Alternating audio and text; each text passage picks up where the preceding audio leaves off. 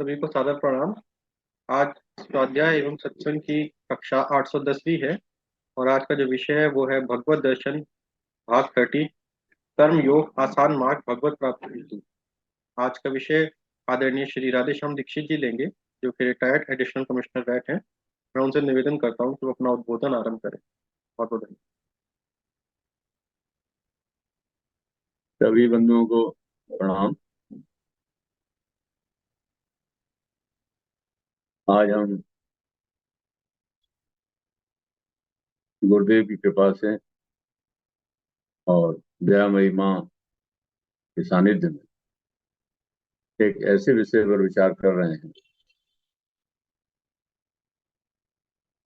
जो सबके लिए वांछनीय है। आज का विषय है भगवत दर्शन। भगवत दर्शन का सबसे आसान मार्ग क्या हो सकता है? तो आज सबसे पहले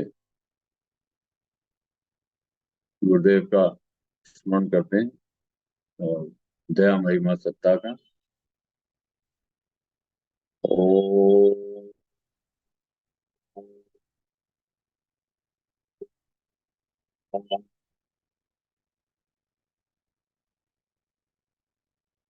वंदे भगवती देवी श्रीरामञ्च जगद्गुरुं पादपद्मे तयो श्रित्वा प्रणमामि मुहुर्मुहुः। प्रणमामि मुहुर्मुहुः।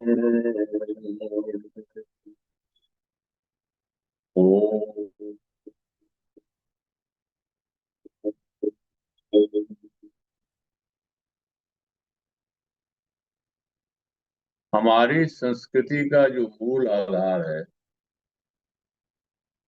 वो वैदिक संस्कृति है। जो चीजें हमारी संस्कृति से पैरेलल विचार भाव रखती है उसकी हमारी मान्यता है। वैदिक संस्कृति में जो चार वेद हैं उनमें सबसे सम्यक पाए जाना मंत्र है गायत्री मंत्र। और एक गायत्री मंत्र की साधना से आचार्य श्री ने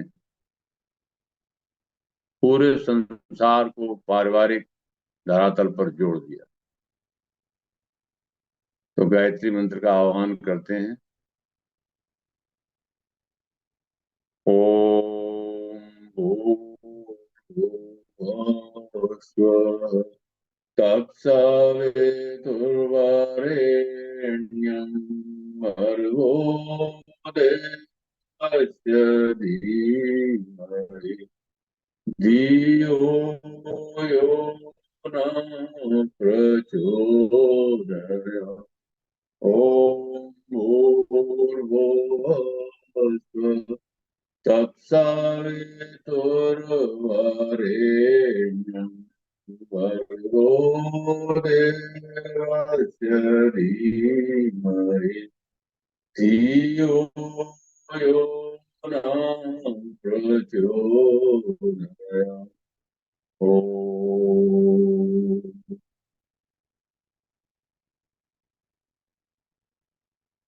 इस मूल मंत्र में परम पिता परमात्मा से ये प्रार्थना की गई कि हम उस सर्वश्रेष्ठ सविता देव का आह्वान करते हैं जो हमारी बुद्धियों को सन्मार्ग पर प्रेरित करे। गायत्री मंत्र की जो तीन मूल व्याहतियां हैं भूर भुवः स्वः, ये तीन व्याहतियां ही हमें उस सत्ता के नजदीक ले आती है। भूसत्ता, भोसत्ता और स्वसत्ता। आज का जो हमारा विषय है वो स्वसत्ता का किस तरीके से मूल ओम सत्ता में सानिध्य हो और विलय हो, भगवत प्राप्ति व्यर्थ हुए, हमारी अपनी स्वयं की सत्ता उस सत्ता से एक ही भाव हो जाए। तो भूसत्ता, जो गायत्री मंत्र के ओम का प्रसारण का जो भू आहुति है, यानी विशिष्ट जो आहुति है, वो अपने आप में सक्षम है। वो ओम की एक पद की सहायता से ही इस संसार के जितने भी स्थूल भोग हैं उनको कराने में सक्षम। और भूव की जो व्याहुति है वो स्थूल और सूक्ष्म दोनों को प्राप्त कराने में सक्षम। और स्व की जो व्याहुति है वो तीनों, उसके जो कारण स्वरूप सत्ता है उसको भी प्राप्त कराने में सक्षम है। ऐसा इस मंत्र की सामर्थ्य है। इस मंत्र की व्याख्या विविध विषयों में विविध रूपों से की गई। ऐसा करते हुए इस गायत्री मंत्र की छत्र छाया में आज हम साधारण रूप से कर्म योग की सिद्धि कैसे कर सकते हैं जिससे हमारे जीवन का कल्याण हो, यह आज की विषय वस्तु है। और आज की विषय वस्तु का आधार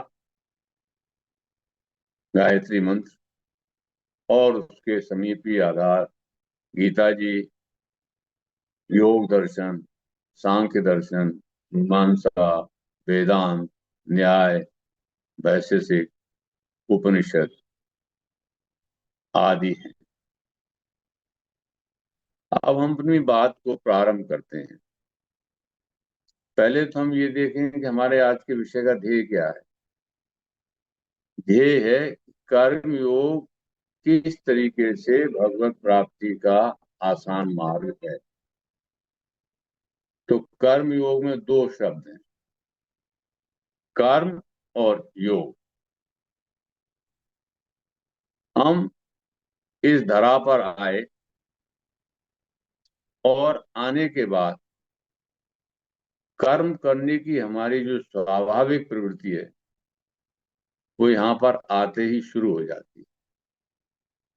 जितने भी 84 लाख योनियों की जीवधारी हैं, चींटी से लेके ब्रह्मा तक, वे सब कर्म के अधीन हैं। बिना कर्म के उनका कोई अस्तित्व इस सृष्टि में नहीं। इससे एक बात बिल्कुल स्पष्ट है, में कोई दो भेद नहीं है, कि कर्म करने का संस्कार हमारे अंदर एक इन बिल्ट सॉफ्टवेयर की तरह से है। जैसे कोई खिलौना है, उसमें चाबी भरी हुई है और वो बजना शुरू कर देता है। जैसे एक बतख है, तो बतख जब आती है, तैर रही है और पानी को देखती है, तो बतख का बच्चा अपने आप पानी में कूद जाता है और तैरने लगता है। उसे कोई नहीं सिखाता है कि तुम पानी में जाओ तैरो। इसी तरह से जितने भी जीवधारी हैं वे स्वाभाविक रूप से अपना इनबिल्ट एक संस्कार लिए हुए हैं। और इसी संस्कार को वैदिक ज्ञान में कहा कि ये हमारा जीवन जो है वो हमारे कर्म फल का प्राकट्य है। यानी हमारी कोई निश्चित सत्ता रही है और उस सत्ता में जो हमारे कर्म हैं वे अब फल देने के लिए तैयार हो गए।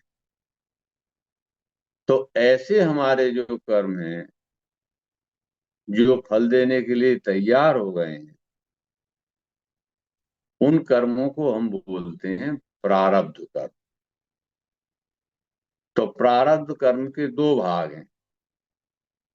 हमारे जो पहले के कर्म हैं जो बीज रूप में विद्यमान है, जैसे आम का पेड़ है, तो बीज जब पृथ्वी में जाएगा तो वो अंकुरित होकर के पहले तना बनाएगा, डालियां, और फिर उसमें फूल आएगा और आम के फल आने लगेंगे। इसी तरह से ये हमारी जो व्यक्ति सत्ता है, इसमें जो सॉफ्टवेयर है उसके अनुकूल हम कार्य करने में स्वाभाविक रूप से रत हो जाते हैं। इसमें कोई दो भेद नहीं है। इसे जानने के लिए कोई बहुत प्रयास की आवश्यकता नहीं होती है, और इस विषय पर हम सभी लोग एक हैं। यानी कर्म जो है वो हमारा पीछा नहीं छोड़ता। इस संसार में हर कर्म जो है वो फलदायी है। कर्म का परिणाम फल होगा ही। तो एक बात ये निश्चित हुई कि प्रारब्ध कर्म का परिणाम ये हमारा वर्तमान शरीर। कुछ कर्म ऐसे हैं जो अभी फल देने को उद्यत नहीं हुए, वो गर्भ में पड़े हुए, सो समय पर उनका अंकुरण होगा। इसी तरह से आज हम जो कर्म कर रहे हैं वह कर्म डोरमेंट हो गया। उसका फल कब आएगा ये हमें ज्ञात नहीं है, लेकिन इतनी बात निश्चित है कि कर्म का फल अवश्यंभावी है। कर्म प्रधान विश्व कर राखा, और जो जस करिए सो तस फल चाखा। ये संभव नहीं है कि जो कर्म करें उसका फल ना प्राप्त। तो ये जो मनुष्य की सत्ता है, जब हम इसको पूरी तरह से अपना संज्ञान लेना प्रारंभ करते हैं तो देखते हैं कि ये और सत्ताओं से विलक्षण है। जितनी भी सत्ता जीवधारियों की है उन सबसे ये विलक्षण है, और इतना बिल्कुल निश्चित है कि ये सभी सत्ताओं पर काबिज होने में सक्षम। जितने भी जीवधारी हैं, चाहे वो हिंसक हैं चाहे वो पालतू हैं, सबको ये अपने काबू में करने में सक्षम। अब प्रश्न ये होता है कि जिस तरह से ये स्वयं को बाकी सत्ताओं को काबू में कर लेता है, क्या ये अपने को भी काबू करने में सक्षम है, या ये कर्म फल का केवल पसारा ही पसारा है? इसके लिए ये संभव नहीं है कि वो अपना कुछ भी नियंत्रण कर सके। ये ऋषियों का विचार का बिंदु रहा, और इसी बिंदु से ये प्रश्न उभरते हैं कि क्या ये जीवन एक पहेली मात्र है, कि इसमें जो कुछ भी चीज हो रही है वो बिना नियंत्रण के हो रही है, इसमें हमारा कोई योगदान नहीं हो सकता? अगर ये बिना नियंत्रण के हो रही है और हम इसमें कुछ भी करने में सक्षम नहीं है, तो फिर किसी भी साधना का, किसी भी धर्म का, किसी भी प्रयास का कोई मायने नहीं रह जाता है। और ये सत्ता बिल्कुल ऐसी ही हो जाएगी जैसी बाकी योनियों की सत्ता है। ऋषियों ने जब इसका मूल्यांकन किया तो ये देखा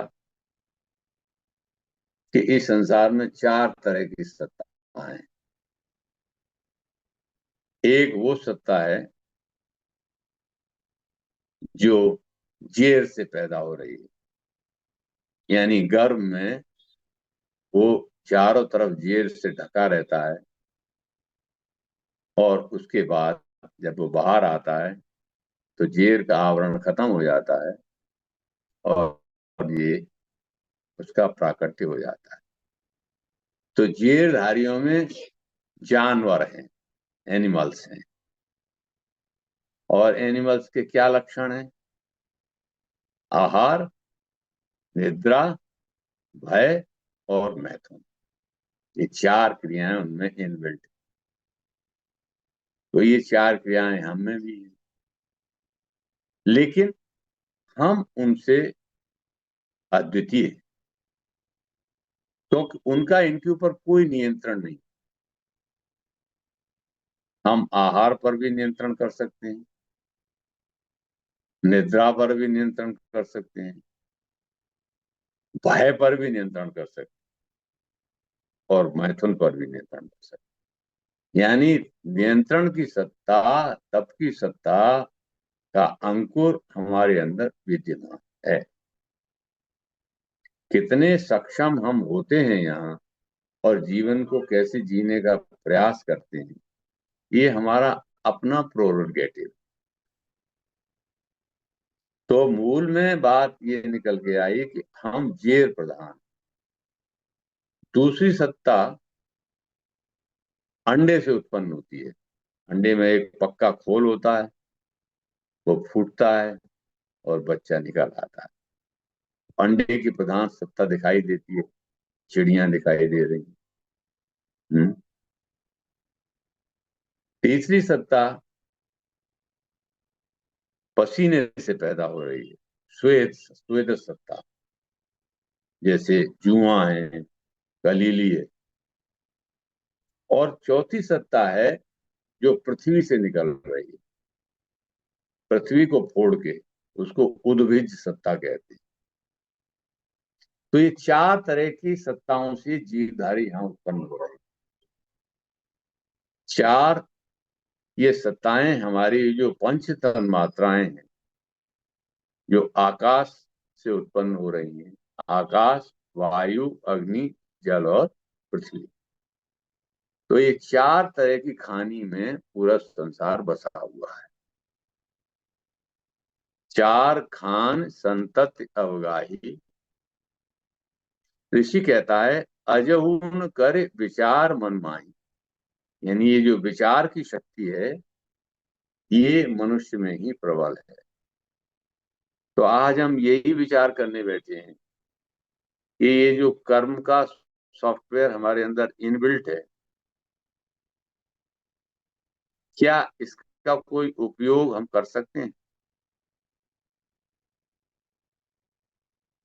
मूलतः हमारा जो विषय है वो भगवत दर्शन चल रहा है।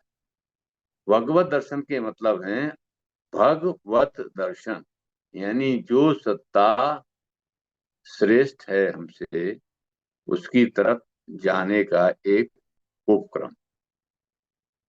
देखिए, एक बात निश्चित रूप से पकड़ने की है कि भगवान क्या है, उसकी तरफ हम जा रहे हैं, क्या आकर्षण है। भगवत सत्ता के 6 लक्षण: धर्म, ज्ञान, वैराग्य, ऐश्वर्य और श्री और बल। हमारे अंदर ये 6 गुण विद्यमान है, लेकिन अल्प मात्रा में है। हम अल्पज्ञ हैं। और वो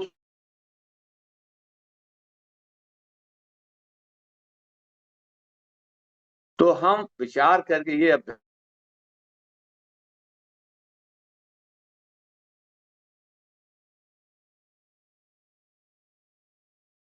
लिए आसान है कि कर्म करने का अभ्यास हमको पड़ा हुआ है, उसमें हमको बहुत श्रम करने की आवश्यकता नहीं पड़ रही है। कर्म हमारी स्वाभाविक गति है। लेकिन कर्म मात्र उस सत्ता के नजदीकी पहुंचने का साधन नहीं हो सकता जब तक वो योग ना बने। कर्म और कर्मयोग में यही अंतर है कि कर्म तो एक स्वाभाविक गति है, और जब वो कर्म इस संसारिक गति के साथ यू-टर्न लेकर के उस परम सत्ता की ओर अग्रसर होने लगे, तो वो कर्म योग। इस कर्म योग का सबसे आसान जो उदाहरण है और जो शास्त्र है, जो प्रचलन में है, वो हमारे यहाँ गीता जी। तो गीता जी का एक प्रसिद्ध श्लोक है, उसको उद्धृत करते हैं, वो हमें सहायक होगा इसमें। भगवान कह रहे हैं अर्जुन से कि देखो भाई, कर्मण्येवाधिकारस्ते मा फलेषु कदाचन, मा कर्म फल हेतुर्भु बाते संगोष्ठी अकर्मणि। चार हिस्से इस श्लोक के हैं और ये अध्याय 2 का 47वां श्लोक है, 47।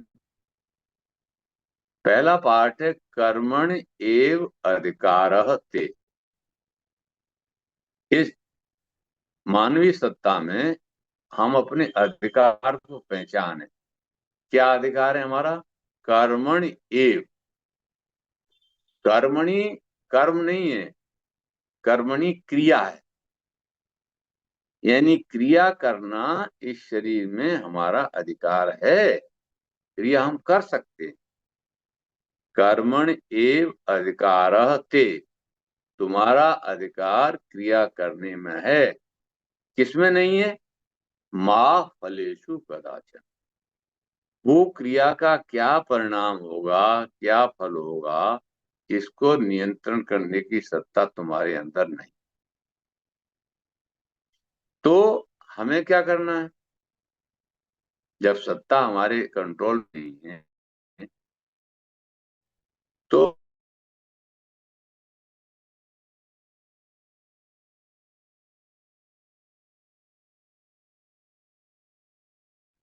और आगे का एक सुगम मार्ग दिखा के उसकी प्राप्ति कराए, वही हमें ढूंढना है। तो भगवान कह रहे हैं कि कर्मणि एव अधिकारः ते मा फलेषु कदाचन। तो क्या करें?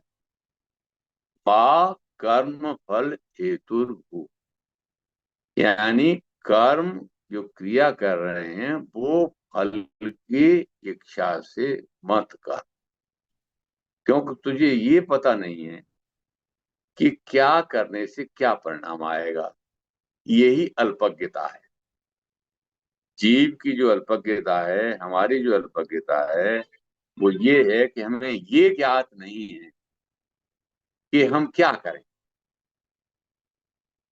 माँ कर्म फल हेतुर्भु, इसका अर्थ है कि मैं कुछ ना करूं? नहीं, राइडर लगा हुआ है, माते संगोष्ठी अकर्मण। तू अकर्म का भी साथ मत दे।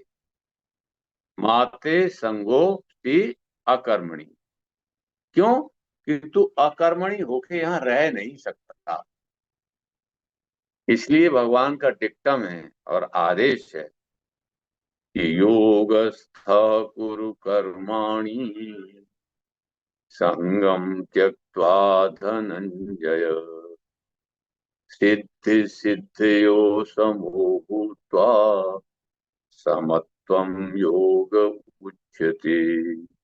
योगस्थ कुरु कर्माणि, जितने भी कर्म कर रहे हो वो योग में स्थित होकर करो। क्या है योग? संगम त्यक्त्वा धनंजय, इस संसार के जितनी भी क्रियाओं के संग हैं उससे दूरी बनाओ। सिद्धि सिद्धयो समो भूत्वा समत्वम योग उच्यते। सिद्धि और असिद्धि यानी परफेक्शन और इम्परफेक्शन को समान समझते हुए जो क्रियावान रहता है वो समत्व योग का अधिकारी। ये चैप्टर 2 का जो अंतिम चरण, उसमें कर्मयोग की तरफ परमात्मा ने हमें प्रेरित किया है। चैप्टर 2 के 2 भाग है। पहला भाग है कि जब हमें कोई वेदना होती है, विषीदंत अवस्था है, तभी हम इस बात पर अग्रसर होते हैं, चेतना हमारी चेतन होती है कि हम क्या करें क्या नहीं करें। जब तक सांसारिक सुख और कामनाओं की पूर्ति रहती है किसी साधना, किसी योग की तरफ जाने की कोई आवश्यकता प्रतीत नहीं हो। पहला सूत्र है कि जब विषाद होता है और विषाद योग बनने लगे, विषाद में अगर विषाद ही बना रहा तो वो आत्मघाती हो जाएगा। लेकिन विषाद में अगर ये प्रेरणा होने लगे कि मैं क्या करूं क्या ना करूं, ऐसा सवाल अगर खड़ा होने लगे, समझिए अब रास्ता खुल गया है। तो भगवान सबसे पहले तो ये बताते हैं कि तुम उसी तरह से, तुम्हारी स्थायी सत्ता है जैसे मेरी सत्ता है। यानी जो आत्म सत्ता है तुम्हारी, जिससे ये पिंड तुम्हारा चल रहा है, वो उसी तरह से है जैसे संसार में पूरी मेरी सार्वभौमिक सत्ता है। समष्टि में जैसे सत्ता है, समष्टि में जैसे ओंकार की सत्ता है, गायत्री मंत्र का जो एपेक्स है, संसार में क्या है? संसार में एक कंपन है और इस कंपन से पूरा संसार चल रहा है। और उस कंपन की एक छोटी सी कृति ये पिंडा है। यद पिंडे तद ब्रह्मांडे। जो बाहर कंपन हो रहे हैं वही अंदर भी हो रहे हैं। बाहर के संसार की प्रतिकृति भी इसके अंदर विद्यमान है। भगवान बराबर कहते हैं कि देखो, तुम अकेले नहीं हो, मैं तुम्हारे साथ हूं। और कैसे साथ हूं? तभी से साथ हूं जब से तुम। भगवान ने गीता श्री में अध्याय 15 में अपने स्वरूप का खुलासा किया है। तो वहां 15 में श्लोक में जो पूर्ण कृति परमात्मा ने व्यक्त की है, उसको गौरव करके देखते हैं कि भगवान क्या कहते हैं। भगवान कह रहे हैं कि देखो, मैं सबके हृदय में विद्यमान। और कैसे विद्यमान हूं? सर्वस्य चाहम हृदय सन्निविष्टो, सर्वस्य चाहम हृदय सन्निविष्टो, मत्ता स्मृति ज्ञान अपोहनम च। श्लोक का अनुष्टुप छंद का पहला पाठ गायत्री मंत्र की तरह कि सर्वस्य चाहम हृदय सन्निविष्टो, मैं सबके हृदय में प्रवेश किया हुआ हूं। सर्वस्य चाहम हृदय सन्निविष्टो, मत्ता स्मृति ज्ञान अपोहनम च। ये तीन शक्तियां हमें विद्यमान है: स्मृति, ज्ञान और अपोहन। भगवान कह रहे हैं ये जो तीनों सत्ता तुम्हारे अंदर विद्यमान है, ये मेरे से ही है। स्मृति यानी स्वयं का ज्ञान, संसार का ज्ञान। अपोहन, अपोहन का अर्थ है उसको भूल जाना। देखिए, हम रोज बढ़ रहे हैं, उम्र हमारी बढ़ रही है कि घट रही है, इसकी कल्पना करें। सत्ता में रोज हमारे अंदर परिवर्तन आ रहा है, हर क्षण परिवर्तन आ रहा है।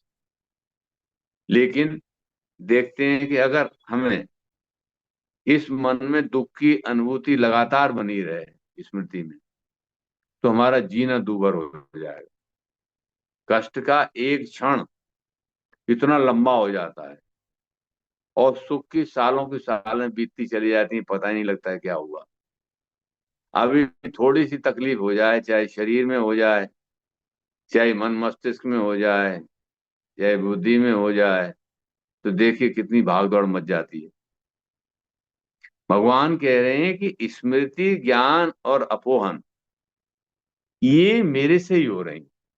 और तो और क्या, जो जो जानकारी है हमारी, वेदैश्च सर्वैः अहमेव वेद्यो, वेदांत कृत वेद विदेव चाहम। वेदों में जो ज्ञान है वह भी मैं ही हूं, उसका रचयिता भी मैं ही हूं और उसका ज्ञाता भी मैं ही हूं। यानी सारी सत्ता परमात्मा से ही आप्लावित है। ऐसा अनुभव कब होगा? जब हमारा कर्म कर्म योग बनेगा। कैसे बनेगा कर्म योग? भगवान ने साफ साफ कहा है कि देखो, जितनी भी यहाँ मनुष्य की सत्ता है, उसके सॉफ्टवेयर को अगर हम एनालिसिस करके देखें तो वो चार में से किसी एक में क्लासिफाई हो जाए। भगवान कहते हैं कि चातुर्वर्ण्यम माया सृष्टिम गुण कर्म विभाग से, और तस्य कर्तार हम अपिमाम, उसका कर्ता मैं हूं। चार तरह की सत्ता में क्लासिफाई कर सकते हैं गुण और कर्म के आधार पर। कौन सी चार सत्ताएं हैं? हमें ये पहचानने की जरूरत है। साधारण तरीके की बुद्धि हमें दी हुई है, हमारे अंदर बिल्कुल विद्यमान है, कि हम ये देखें कि इन चार में से हम कौन से में। ब्राह्मण क्षत्रियसाम शूद्राणाम से परम तप, कर्माणि प्रवृत्तानि स्वभाव प्रभवई गुणई। पहली बात भगवान ने कही कर्मण्येव अधिकार से, कर्म में तुम्हारा अधिकार है, क्रिया में अधिकार है। कौन सा अधिकारता दी हुई है? पहचानो अपने को। ये बहुत आसान है, इसमें कोई बहुत लंबी चौड़ी साधना की आवश्यकता नहीं। कि आपका वर्ण ब्राह्मण प्रधान है, क्षत्रिय प्रधान है, वैश्य प्रधान है, या शूद्र प्रधानता है। किस वर्ण की प्रधानता आपके अंदर है? अब प्रश्न ये खड़ा हुआ कि इस वर्ण की प्रधानता ने यहाँ सांसारिक राजनीतिक भोगों के रूप में इसको जाति का नाम दे दिया, और कहा कि वो ब्राह्मण है, क्षत्रिय है, वो वैश्य और शूद्र है, और जिसके माँ बाप के अंदर जो पैदा हुआ वही ब्राह्मण हो गया, शूद्र के पैदा हुआ तो शूद्र हो गया। ये हमने अपने लोक चलन के लिए व्यवस्था मान ली। भगवान बिल्कुल नहीं कह रहे हैं कि ऐसी कोई जाति व्यवस्था है। जाति व्यवस्था कौन सी है? हमारी जाति है मनुष्य, मनोर्भव, और चार हमारे उस मनुष्य के भीतर वर्ण है, ब्राह्मण, क्षत्रिय, वैश्य और शूद्र। ये कर्म के आधार पर है। ब्राह्मण के लक्षण बताए, क्या लक्षण है?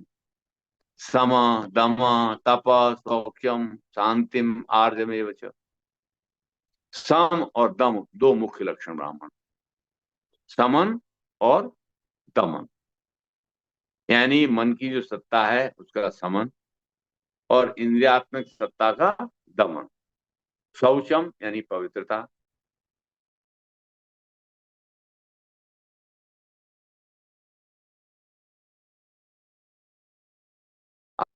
टेढ़ी चाल की हुई उतनी पहले कभी नहीं। सीधे होने को बेवकूफ बताया जाता है। आर्जवम और सत्यता के इतने अर्थ हुए कि वेद का डिक्टम है कि सत्यम वद, अगर इस काम को भी तू कर लेगा तो तेरे को कल्याण हो जाएगा। सत्य क्या है? जैसा आपने देखा, बिना लाग लपेट के अगर आप उसको बता रहे हैं तो वो सत्य है। आपने देखा तो कुछ और अपने इंटरेस्ट में घुमा के उसको कह दिया तो वो असत्य हो गया। सत्यम बद एक छोटा सा डिक्टम। यहाँ पर ब्राह्मण का लक्षण ये है कि वो मनस पटल पर दमन और इंद्रिय पटल पर समन, यानी इस शरीर के पिंडे की जो हमारी सत्ता है, सूक्ष्म सत्ता है, उस पर कंट्रोल करने की स्थिति में है। और ज्ञान विज्ञान आसिक्त्यम ब्रह्म कर्म स्वभाव। ज्ञान और विज्ञान यानी जान लेना और जान के प्रैक्टिस में ले लेना, ये ब्राह्मण के लक्षण है। तो एनालिसिस करिए कि क्या हमारा मन इस तरीके से लगता है? क्या हम ऐसा तप करने की स्थिति में हैं? अगर हैं तो कोई श्रम पड़ेगा नहीं, स्वाभाविक रूप से उस रास्ते पे चल दीजिए। अगर नहीं है तो देखिए क्या हम में छात्र के लक्षण हैं, क्षत्रिय के गुण धर्म हैं। क्षत्रिय का कर्म है ये सामाजिक सत्ता में सबको संरक्षण प्रदान करना। उसके अंदर जन्मजात लक्षण होते हैं क्षत्रिय, शौर्यम, तेजो, धृति, दाक्ष्यम। शौर्य की प्रधानता, तेज का प्रादुर्भाव, धारण करने की शक्ति, दक्षता, एफिशिएंसी, और सबसे बड़ी बात, युद्धे चा अपलायनम। युद्ध का अर्थ है जहां विपरीत भाव है उसमें फिर वो पीछे नहीं हटता है। और दान मीश्वर भावश्य छात्र कर्म स्वभाव। दान मीश्वर भाव, दानम और ईश्वर भाव, ईश्वर माने सत्तावान होना, और दानम मीन्स उसका ये क्रिया कि अपने से जो छोटा है उसको माफ कर देना और उसके लिए व्यवस्था करना, ये दान का भाव। तो देखें कि किन लक्षणों में तो कितने लक्षण हमारे अंदर हैं। अगर ये दोनों लक्षण हैं, अगर ब्राह्मण के हैं तो ब्राह्मण का काम करिए, आपको चॉइस मिल गई, आसान हो गई। छात्र के लक्षण हैं आपके अंदर तो छात्र का काम करिए। मान लीजिए ये दोनों लक्षण नहीं है तो तीसरा लक्षण आता है वैश्य का। वैश्य के लक्षण बताए, कृषि, गौरक्षा, वाणिज्यम। कृषि का मतलब हुआ इस धरती माता से जो अन्न सबके जीवन का साधन है उसकी व्यवस्था करना। गौ रक्षा, गौ रक्षा में गाय भी है और गौ के मतलब प्राण के भी है, गायत्री है ना जैसे, ऐसे ही गंगा, गीता, गायत्री। तो प्राण की रक्षा के लिए अन्न और उसकी उपलब्धि, ये वैश्य का कर्म है। तो ये कम आपको आसान लगता है तो इसे करिए।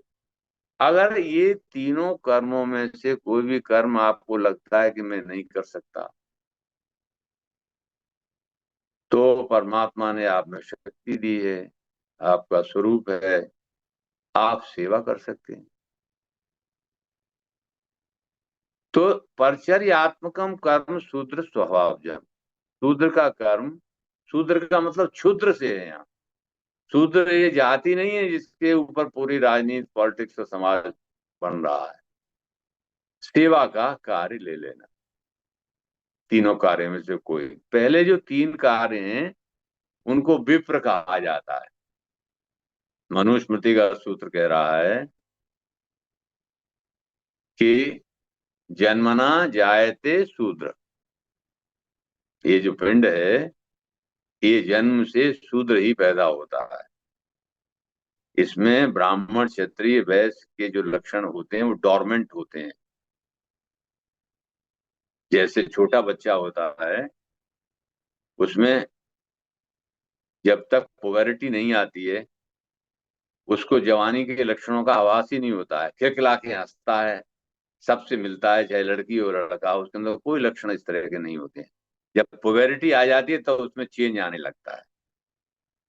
तो इसी तरह से ये जो शूद्र पैदा होता है, संस्कारात द्विज उच्यते, इसलिए आचार्य जी ने संस्कार पर बहुत जोर दिया कि संस्कार करने पर उसका दूसरा जन्म होता है। संस्कारात, अब उसकी संज्ञा द्विज हो गई। अगर आपने संस्कार नहीं किया है तो वो भी शूद्र है, शूद्र है। उसकी जो कल्पनाशीलता है, उसकी जो क्रिया विधियां हैं वो क्रिया विधियां अपने दायरे में ही चलती रहें। इसलिए शिक्षा का विशेष महत्व है। और संस्कार विधि को अपनाया कि भाई अब ये इसके लायक हो गया, अब इसको संस्कार कर दीजिए, गायत्री मंत्र की दीक्षा दीजिए, जनेऊ पहनिए, है नौलखा हार पहना दीजिए और जीवन के आनंद लेने और तप के लिए इसे प्रवेश दे दीजिए। तो कर्म योग की बात हो रही है, कर्म का संस्कार पड़ा हुआ है। कर्म योग में हमने अपने को पहचानने की कोशिश की कि भाई हम किस वर्ण के, तो भगवान कह रहे हैं स्वये स्वये कर्मणि अवरत। अगर आपने पहचान लिया तो अपने अपने कार्य में चलते हुए संसिद्धिम लभते नर, मनुष्य जो है परफेक्शन को इसी जन्म में प्राप्त हो जाता है। कैसे? स्वकर्मणा तम अभ्यर्चम, अपने कर्मों को परमात्मा के वो अर्पण कर देता है, तब ये कर्म कर्मयोग हो जा रहा है,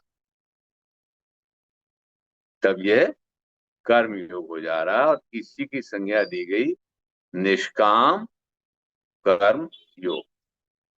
निष्काम यानी अब हमारी अपनी इंडिविजुअल कोई कामना नहीं है, हमारी केवल एक ही कामना रह गई कि अपनी सत्ता का अवलोकन करें और बड़ी सत्ता में विलीन हो जाए। लोग कहते हैं क्या ये जीवन में संभव है? क्या सामान्य जीवन में संभव है? विचार करके देखिए कि ब्राह्मण क्षत्रिय वैश्य और शूद्र के अलावा आप कर क्या सकते हैं यहाँ पर? बहुत सारा करेंगे तो क्या करेंगे? कर्म की इच्छा करेंगे तो, फल की इच्छा करेंगे तो क्या करेंगे कि बहुत सारा जो पुरुषार्थ है, पुरुषार्थ किस लिए करेंगे? पुरुषार्थ के चार चरण हैं, धर्म अर्थ काम और मोक्ष। चौथा अपने आप हो जाएगा। धर्म अर्थ और काम, काम ना करके क्या करेंगे? यहाँ पर धन संपदा इकट्ठी कर लेंगे, उसका क्या परिणाम होगा हर आदमी जानता है, लेकिन फिर भी प्रयास उधर ही है। इसलिए पूरे कर्मयोग साधना में ये है कि ये जो इच्छा है बलवती, इस पर नियंत्रण करो। कैसे करो? कि जो आवश्यकता है उसकी पूर्ति सबको हो जाती है, और ये जो विभीषिका है ओढ़ लेने की चीजों, इससे बचो। तो इसमें कह रहे हैं कि श्रेयान स्वधर्मो विगुणा पर धर्मात् अनुष्ठिता। अपना जो धर्म है, यानी जैसे चार धर्म बताए, इनमें से जो अपना धर्म है वे श्रेष्ठ है, क्योंकि ऐसा करने से पाप नहीं लगता। पाप के प्रश्न है मूलतः ये है, पाप का मतलब है किसी पर कृपा करना और किसी के विरुद्ध चलना। तो ये अवस्था हमको नहीं मिलने वाली मूल में। तो कर्म योग से किस तरह से अपनी सिद्धि की प्राप्ति होगी कि अपने वर्ण को हम पहचानें और पहचान के स्वरूप अपने स्वरूप के पास हों। देखिए ऐसा क्यों नहीं हो पाता है? ये जो बात हम कह रहे हैं एकदम थ्योरेटिकल लग रही होगी, ये इसलिए नहीं हो पाता है कि इसमें ये जो हमारी इंद्रियां हैं ये बाहर की तरफ छिदी हुई। देखिए आंखें बाहर की तरफ हैं, नाक बाहर की तरफ है, कान बाहर की तरफ है, मुंह बाहर की तरफ है, और त्वचा तो पूरी बाहर की तरफ है। तो ये जो हमारा आत्म तत्व है ये बाहर की तरफ स्वाभाविक रूप से देखता है। कठोपनिषद कहता है कि परांच खानी व्यतनत स्वयंभू तस्मात् परांग पश्यति ना अंतरात्म। क्योंकि परमात्मा ने इन इंद्रियों को बाहर की तरफ छेदा है, इसलिए ये जीव बाहर की तरफ को ही देखता है। कोई एक धीर पुरुष अंदर देखने का प्रयास करता है। तो ये जो साधना है, जो अंदर देखने की साधना जब होने लगती है तो इसको योग में प्रत्याहार कहा गया। अष्टांग योग के जो 8 स्टेजेज हैं उनमें जो पहले 5 चरण हैं, यम नियम आसन प्राणायाम और प्रत्याहार, उसकी जो पहली सीढ़ी का जो 5वां स्टेज है वो प्रत्याहार है। उसके 4 शुरू की स्टेज हैं और उसके बाद स्वाभाविक रूप से धारणा ध्यान समाधि की तरफ वो अग्रसर होने लगता है। अब उस संसार में उसकी इस तरह की रुचि नहीं हो जाती है कि संसार मेरे ऊपर हावी हो। तो निष्काम जो कर्म योग है इसको बुद्धि योग भी कहा गया है। यानी बुद्धि डिस्टिंक्शन करने लगे, बुद्धि पहचानने का प्रयास करने लगे कि मैं यहाँ आया हूं तो मेरा कोई ऑब्जेक्टिव है कि नहीं है, या बाल्यावस्था चली गई, गृहस्थ ब्रह्मचर्य मेरा पीरियड गया, गृहस्थ में भी मैं पार कर गया, संन्यास से पहले वानप्रस्थ अवस्था से गुजरा, या मैं यही सोच लूं कि जो होना है वो होता रहेगा। लेकिन ऐसा सोचने के लिए व्यक्ति मजबूर होता है, ये जो प्राकृतिक परिस्थितियां हैं उसको सुख और दुख के जंजाल में फंसाती है। क्यों? ये प्रकृति जो है त्रिगुणी माया है, सतोगुणी रजोगुणी तमोगुणी, रोज हम पढ़ते हैं। जैसे जैसे वृत्ति सात्विक होती चली जाती है, वैसे वैसे यहाँ कल्याण करना और आगे के कल्याण की वृत्ति बढ़ती है। इसलिए शास्त्र में कहा गया है कि निश्रेय और अभ्युदय। श्रेय क्या है, ये जानने का मार्ग, और अभ्युदय क्या है, यहाँ पर मैं कैसे आगे बढ़ूं। यहाँ से आगे बढ़ने का मतलब स्वयं की प्रगति हो और मेरे आसपास जितने भी लोग हैं उन सब की भी प्रगति हो, सबको वही सत्ता सुख मिले हैं जो परमात्मा ने दिया हुआ है। सर्वे भवन्तु सुखिनः की वृत्ति जब बढ़ने लगे, मन मस्तिष्क में आने लगे, समझिए अब कर्मयोग का चैप्टर प्रारंभ हो गया है निष्काम का।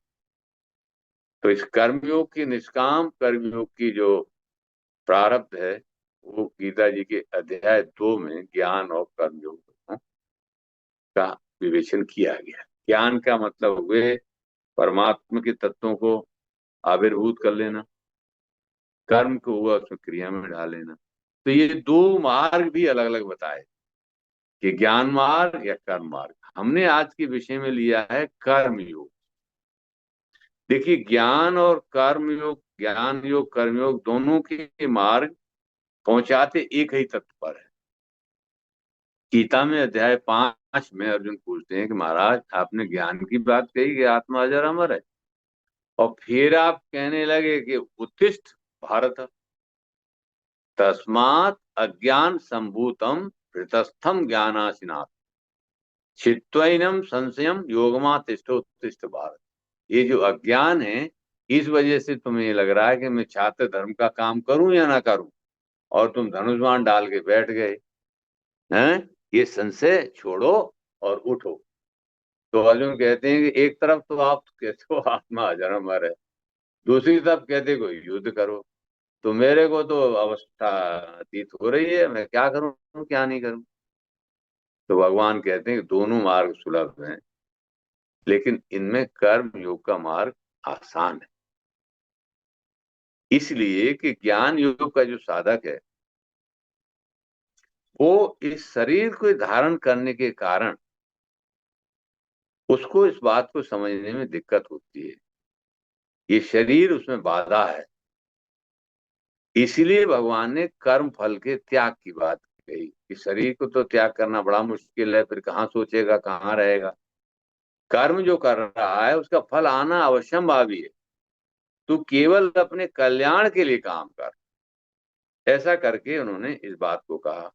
हमने जो आज विषय लिया है कि कर्म फल से भगवत प्राप्ति कैसे होगी, कर्म योग निष्काम कर्म योग से कैसे प्राप्ति होगी। तो देखिए ज्ञान और कर्म ये दोनों मार्ग एक साधन है, अपने आप में साध्य भी है, लेकिन दोनों साधन है।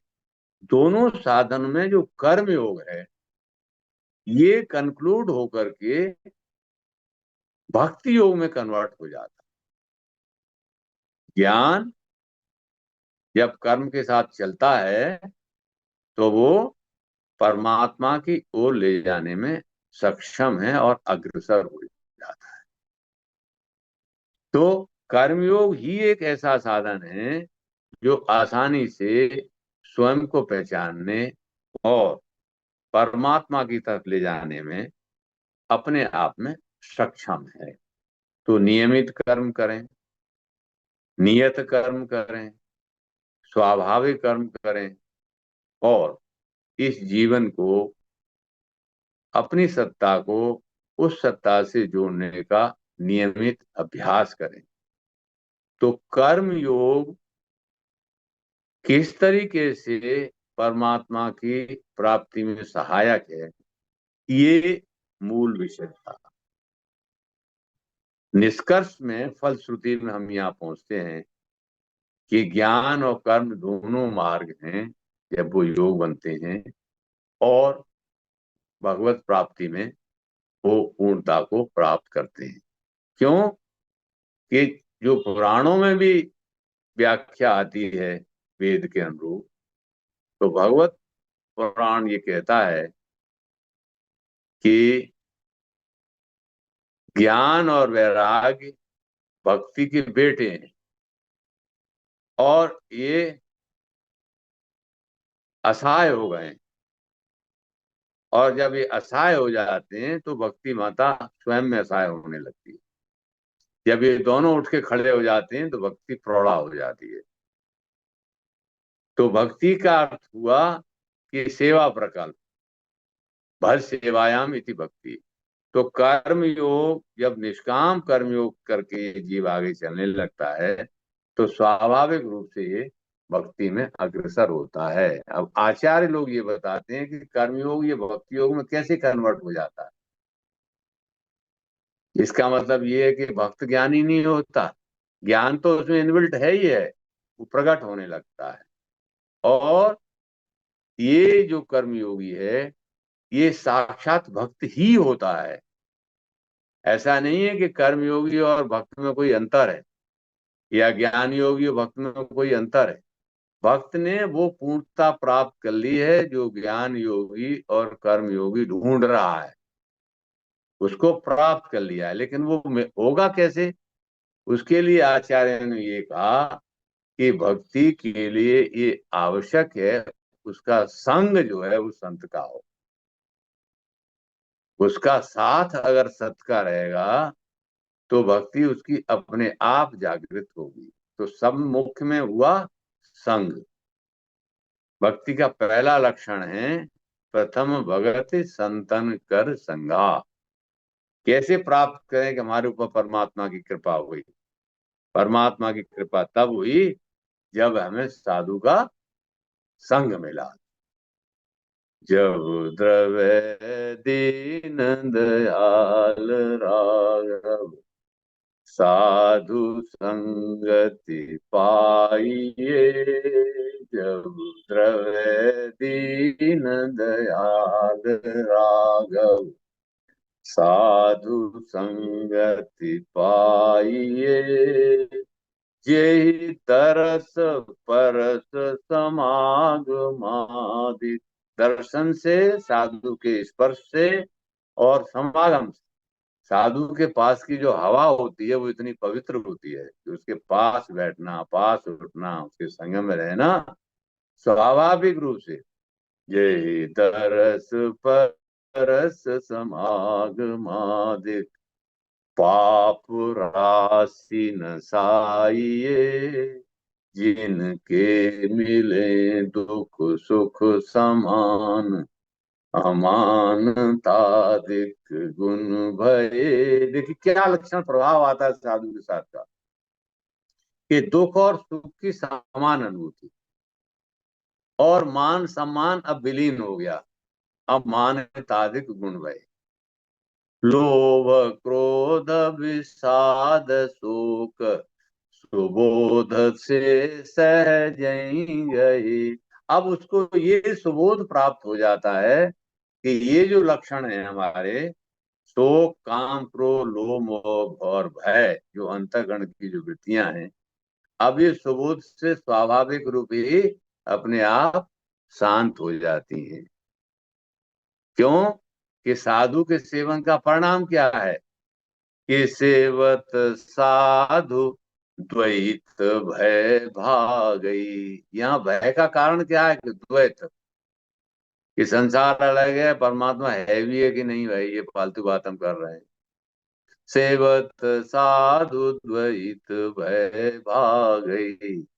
श्री रघुवीर चरण ला गई। मोह जनित विकार सब त्यागई, तब फिर निज स्वरूप अनुरागई।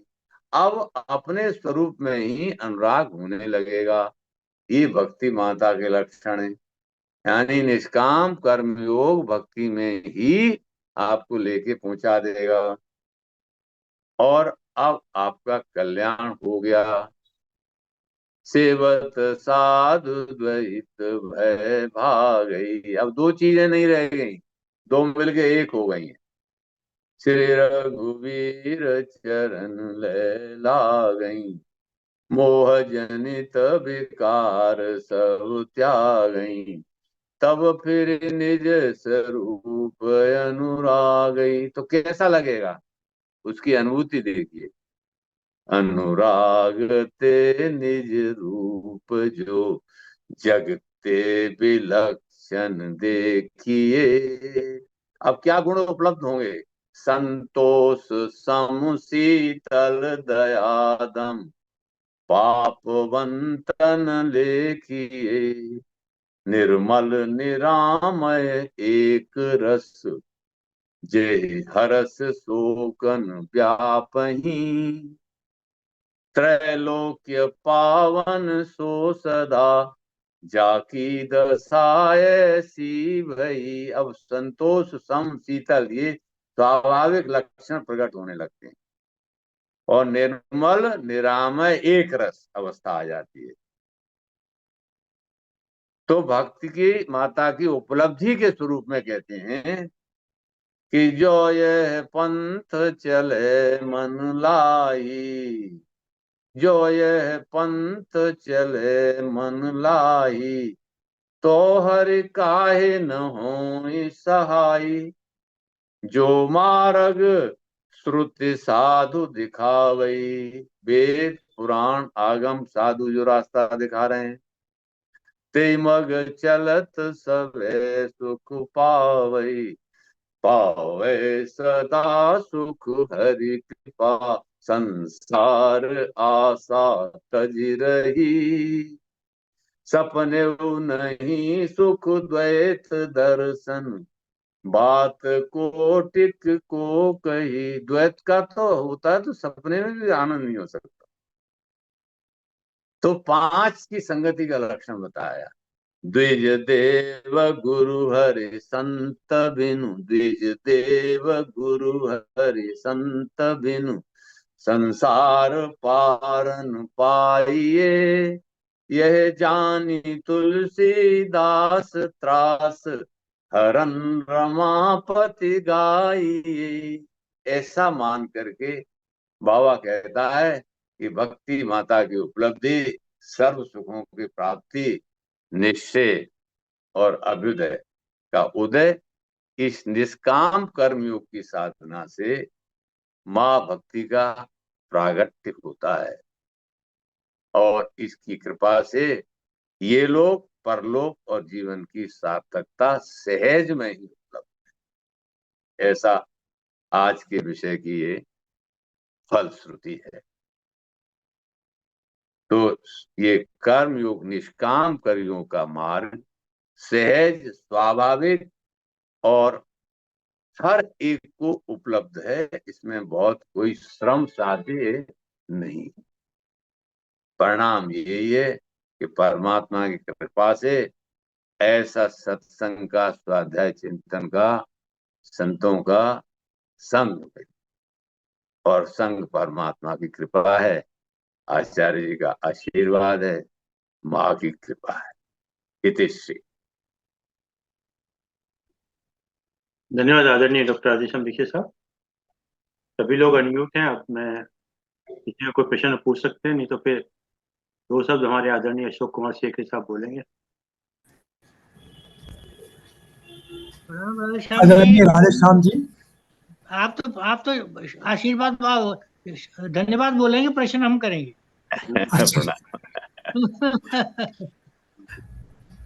प्रश्न तो नहीं है, एक वही है, एक क्लैरिफिकेशन ही कहिए। राधेश्याम जी की शक्ल नजर आ जाए तो अच्छा रहेगा। आगे वो सामने ही है। नहीं, शेखरी जी की नजर आ रही है। शेखरी जी हैं, बैठे हैं। हाँ जी, बैठा है सर। राधे श्याम। हाँ जी, प्रणाम जी। छोटा सा है एक, फिर सामने राधे शेखरी जी आ जाते हैं। अच्छा चलो ठीक है। अच्छा अब ये बताइए कि मैं एक प्रश्न पूछ रहा हूँ। कर्म, जैसे मैं कर्म फल ये कर्म करता हूँ, मैं तो कुछ करता ही नहीं, वो प्रभु करवा रहा है सब। और जो कर रहा करवा रहा है, करे कराए या पे करवा भी रो रहा है, उसी के समर्पण है। तो मैं अपने आप को भक्त नहीं मानता। मैं कर्म किए जा रहा हूँ, मुझे कुछ नहीं पता क्या हो रहा है, तो मैं भक्त नहीं हूँ। तो ये मैं भक्त हूँ या कर्म योगी हूँ, ये प्रश्न पूछना हूँ। मेरे अपने मन में कोई भक्ति का भाव नहीं है, समर्पण का भाव है बस, भक्ति का कोई नहीं है। अगर आप समर्पण को भक्ति बोलते हैं तो मैं फिर ठीक है। लेकिन मैं सच्ची बोल रहा हूँ, कर रहा हूँ, मुझे कुछ नहीं पता मैं क्या कर रहा हूँ। जी भी रहा हूँ, ये भी नहीं पता जी रहा हूँ, सांस भी ले रहा हूँ, ये नहीं पता। लेकिन कोई भक्त नहीं हूं मैं किसी का। तो इसको आप कैसे कैसे रखेंगे? देखिए, इसको हम ऐसे देखते हैं हाँ जी। कि ये आपका प्रश्न जो है जगत के हित के लिए आपने किया है। जैसे माँ पार्वती ने शंकर जी से पूछा था कि ये लड़के घूम रहे हैं और पत्नी के विरोह में घूम रहे हैं, आपने इनको प्रणाम किया कि सच्चिदानंद भगवान हैं, और परमार्थवादी ये कहते हैं कि ये हैं कि वो हैं, और ऐसे हैं तो ये लड़के कैसे हैं, बेटे कैसे हैं भगवान के, ऐसे बहुत सारे संकेत। तो शंकर जी ने ध्यान किया और ध्यान करके कहा पार्वती से, हैं, और ये कहा कि वो जो सच्चिदानंद ब्रह्म स्वरूप है वही बाल रूप राम मेरे यथेष्ट हैं, इष्ट हैं, उन्हीं की मैं आराधना पूजा करता हूँ। और ये जो तुमने सवाल किया है, ये जगत के हित के लिए किया है। तुम्हारे अंदर कोई संदेह संदो ये नहीं है कि मैं कर रहा हूँ, मैं भक्त हूँ कि नहीं हूँ, कि मैं भक्त हूँ या नहीं हूँ, या मैं कर्म कर रहा हूँ। देखिए, कर्म करने की स्वतंत्रता इस योनि में ही है। मनुष्य की योनि में ही कर्म करने की स्वतंत्रता है। बाकी योनियों में कर्म करने की स्वतंत्रता नहीं है, वो फिक्स्ड है।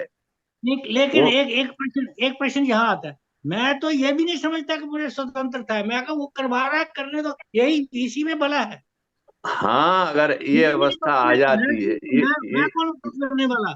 ये अवस्था जब आ जाती है तो फिर ये और वो दोनों एक हो गए। यही तो इस कर्म निष्काम कर्मयोग का फलश्रुति है। अच्छा एक और छोटा सा यही, अब मुझे इसी की फलश्रुति है।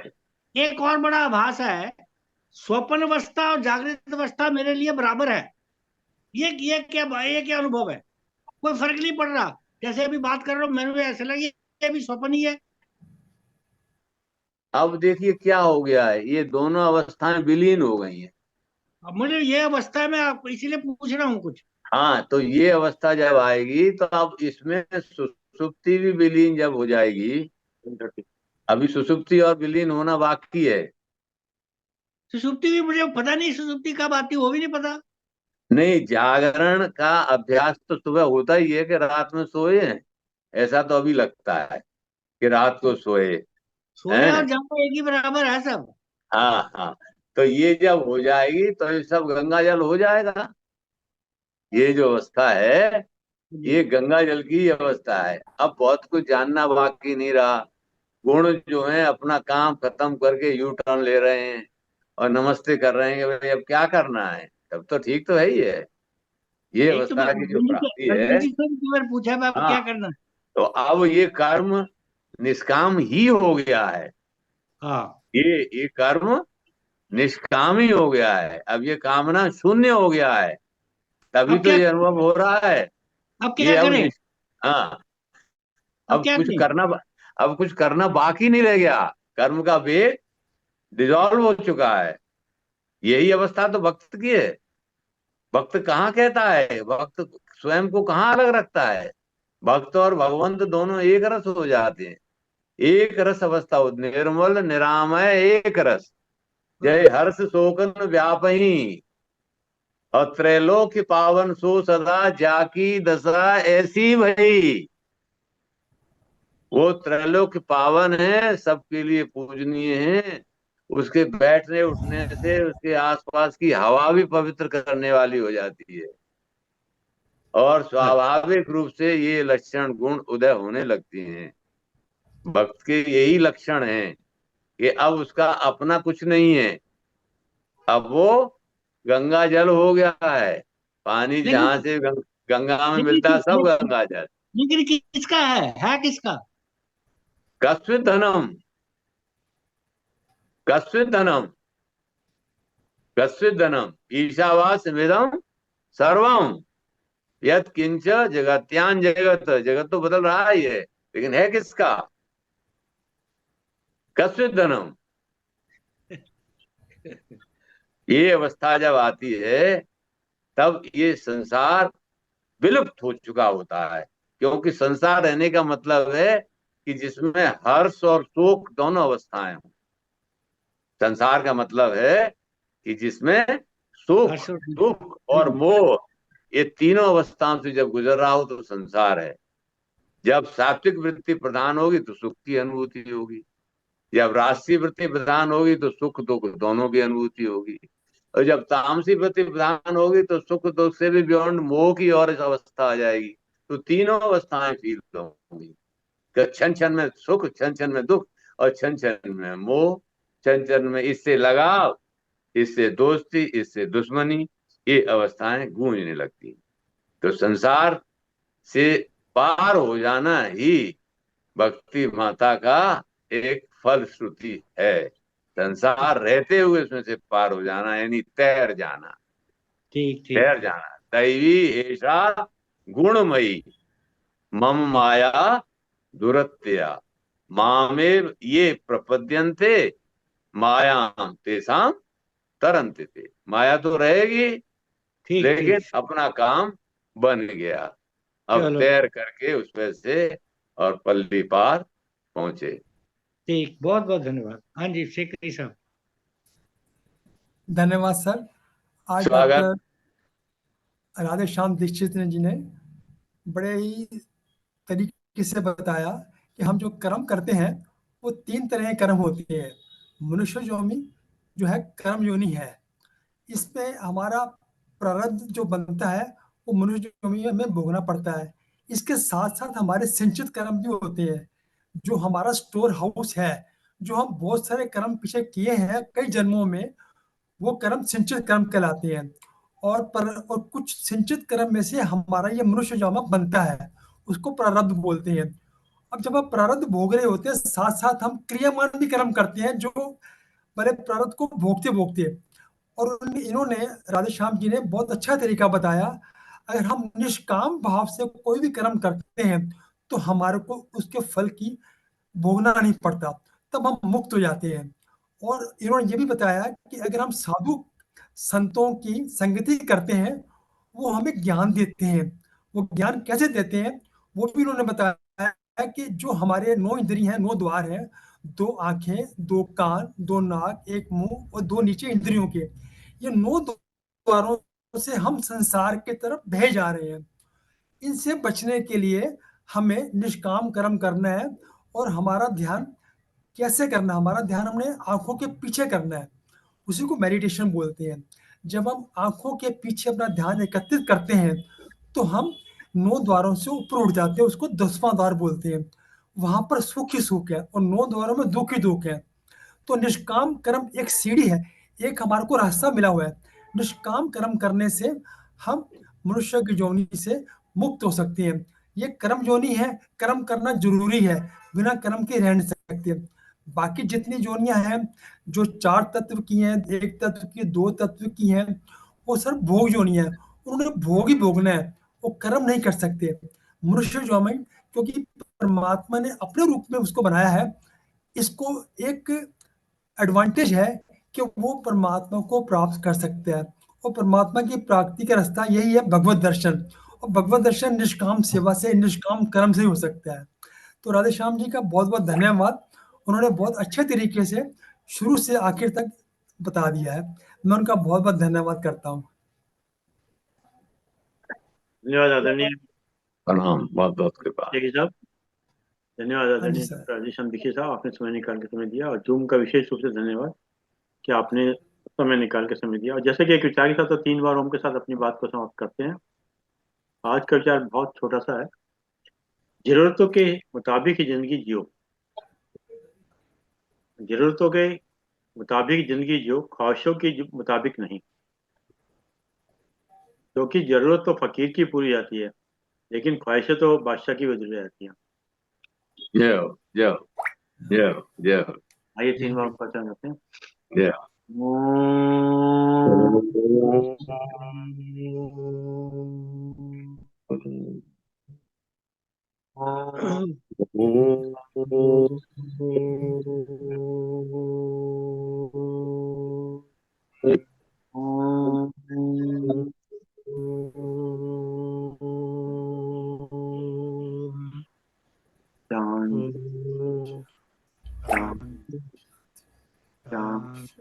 शांत, शांत। सभी को प्रणाम। आज दिल करता तो ओम ही करती रहो। मैं भूल गया कि 3 बार करना है।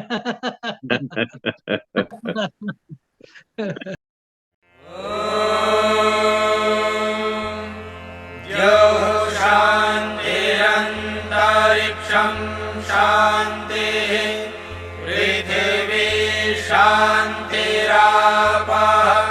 शान्तिरोषधयः शान्तिः वनस्पतयः शान्तिर्विश्वे देवाः शान्तिर्ब्रह्म शान्तिः सर्वं शान्तिः शान्तिरेव शान्तिः।